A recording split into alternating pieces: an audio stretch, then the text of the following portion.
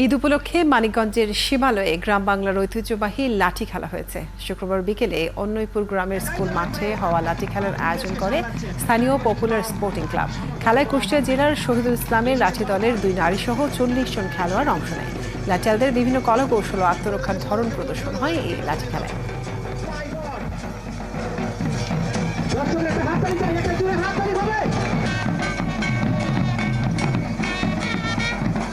চমৎকার করে সেলিব্রেশন করছেন। সরাসরি লাইভ চলছে, আপনারা সরাসরি লাইভটি দেখবেন এবং বেশি বেশি শেয়ার করবেন। আর দর্শক সেটিকে চমৎকার ভাবে লুমে নিচ্ছেন। দেখা যাক কি হয় শেষ পর্যন্ত।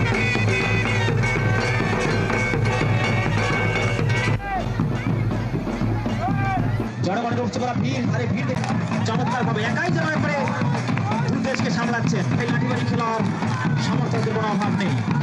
এসেছে জনতা।